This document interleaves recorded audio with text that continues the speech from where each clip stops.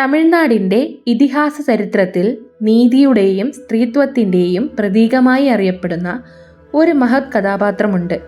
അതാണ് കണ്ണകി. ഭർത്താവിൻ്റെ നിരപരാധിത്വം തെളിയിക്കാനായി ഒരു നഗരത്തെ തന്നെ അഗ്നിക്കിരയാക്കിയ ആ ധീരവനിതയുടെ കഥയാണ് ചിലപ്പതികാരം. നമുക്ക് ആ കഥയിലേക്ക് പോയാലോ? ഹായ് കൂട്ടുകാരെ, ഇറ്റ്സ് മീ ആര്യ ഹിയർ. എല്ലാവർക്കും എപ്പിക് ടെയിൽസിലേക്ക് സ്വാഗതം. പൂമ്പുഹാർ എന്ന തുറമുഖ നഗരം.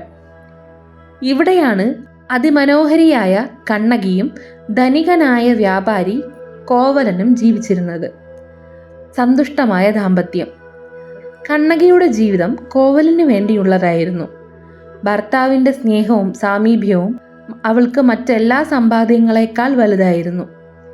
എന്നാൽ കോവലൻ്റെ ജീവിതത്തിലേക്ക് ഒരു വിധി കടന്നു വന്നു. മാധവി എന്ന നർത്തകിയെ കോവലൻ കണ്ടുമുട്ടി.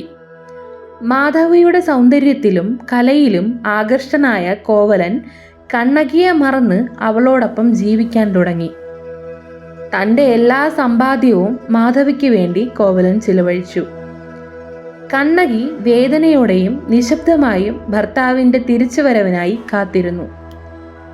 അവൾക്ക് ഒരേ ഒരു ആശ്വാസം അവരുടെ കുടുംബത്തിൻ്റെ അഭിമാനമായിരുന്നു.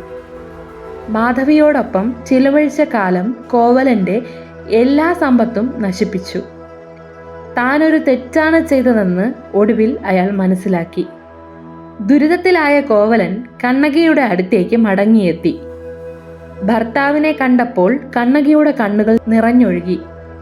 അവൾ ഒരു വാക്കുപോലും പരിഭവം പറഞ്ഞില്ല. തൻ്റെ കൈകൾ കോവലൻ്റെ കയ്യിൽ ചേർത്ത് പിടിച്ച് അവൾ പറഞ്ഞു, എൻ്റെ ജീവൻ താങ്കളാണ്. അങ്ങയുടെ സന്തോഷമാണ് എൻ്റെ സന്തോഷം. ദാരിദ്ര്യം കാരണം ജീവിതം മുന്നോട്ടു പോകാൻ ബുദ്ധിമുട്ടായപ്പോൾ കണ്ണകി തൻ്റെ ഏക സമ്പാദ്യമായ കാൽച്ചിലമ്പുകളിൽ ഒന്നെടുത്ത് കോവലന് നൽകി.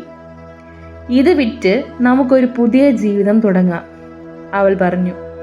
കാൽച്ചിലമ്പ് വിറ്റ് പുതിയൊരു ജീവിതം തേടി കോവലനും കണ്ണകിയും മധുര എന്ന പുരാതന നഗരത്തിലേക്ക് യാത്ര തുടങ്ങി. മധുരയിലെത്തിയ കോവലൻ ചിലമ്പ് വിൽക്കാൻ ഒരു സ്വർണ്ണപ്പണിക്കാരനെ സമീപിച്ചു. ആ സമയത്ത് മധുരയിലെ രാജ്ഞിയുടെ ചിലമ്പ് കാണാതായിരുന്നു. ഇത് കോവലൻ്റെ കയ്യിലുണ്ടായിരുന്ന ചിലമ്പിനോട് സാദൃശ്യമുള്ളതായിരുന്നു. സ്വർണ്ണപ്പണിക്കാരൻ ഈ അവസരം മുതലെടുത്ത് കോവലനെ രാജകൊട്ടാരത്തിൽ ഒറ്റിക്കൊടുത്തു. ചിലമ്പ് മോഷ്ടിച്ച കള്ളനാണെന്ന് പറഞ്ഞ് കോവലനെ രാജാവിൻ്റെ മുന്നിൽ ഹാജരാക്കി.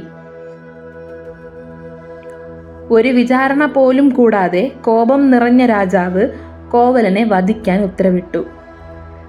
നിമിഷങ്ങൾക്കകം കോവലൻ്റെ ശിരസ് ഛേദിക്കപ്പെട്ടു. ഈ ദുരന്ത വാർത്തയറിഞ്ഞ് കണ്ണകി അലമുറയിട്ട് കരഞ്ഞുകൊണ്ട് രാജകൊട്ടാരത്തിലേക്ക് പാഞ്ഞെത്തി.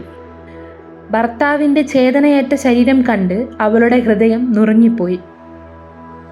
രാജാവിൻ്റെയും രാജ്ഞിയുടെയും മുന്നിൽ നിന്ന് അവൾ ഉറക്കെ കരഞ്ഞു, അങ്ങ് എൻ്റെ ഭർത്താവിനെ വെറും കള്ളനായി വിധിച്ചു കൊന്നു. എൻ്റെ ഭർത്താവ് നിരപരാധിയാണ്.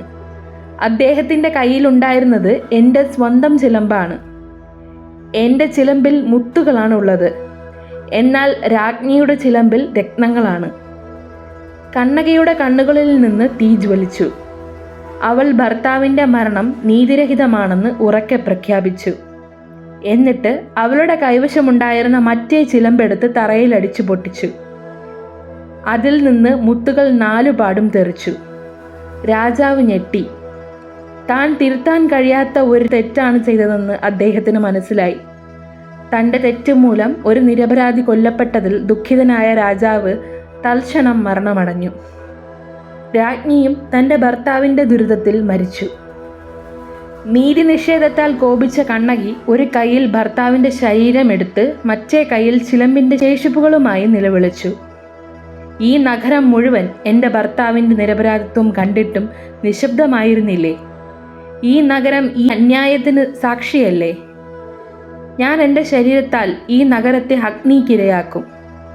അവൾ തൻ്റെ ഇടത് സ്തനം മുറിച്ച് നഗരത്തിലേക്ക് വലിച്ചെറിഞ്ഞു. കണ്ണകിയുടെ കോപം ജ്വലിച്ച അഗ്നിയായി മധുര നഗരത്തെ മുഴുവൻ വിഴുങ്ങി. നീതിയുടെ അഗ്നിജ്വാലയിൽ നഗരം പൂർണ്ണമായി കത്തിനശിച്ചു.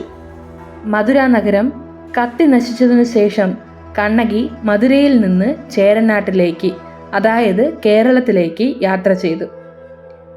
ആളുകൾ അവളെ ഒരു ദേവിയായി കരുതി. കേരളത്തിൽ പലയിടത്തും കണ്ണകിക്ക് വേണ്ടി അമ്പലങ്ങൾ നിർമ്മിച്ചു. താൻ വിശ്വസിക്കുന്ന സത്യത്തിനും നീതിക്കും വേണ്ടി ഏതറ്റം വരെയും പോകുന്ന ഒരു സ്ത്രീയുടെ ശക്തിയെക്കുറിച്ചുള്ളതാണ് ഈ കഥ. അവളുടെ കഥ ഭർത്താവിനോടുള്ള അചഞ്ചലമായ സ്നേഹത്തിൻ്റെയും നീതിക്ക് വേണ്ടിയുള്ള പോരാട്ടത്തിൻ്റെയും ഒരു ഓർമ്മപ്പെടുത്തലായി എന്നും നിലനിൽക്കുന്നു.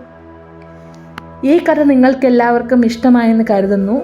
പുതിയൊരു കഥയുമായി വീണ്ടും കാണുന്നത് വരെ നന്ദി, നമസ്കാരം.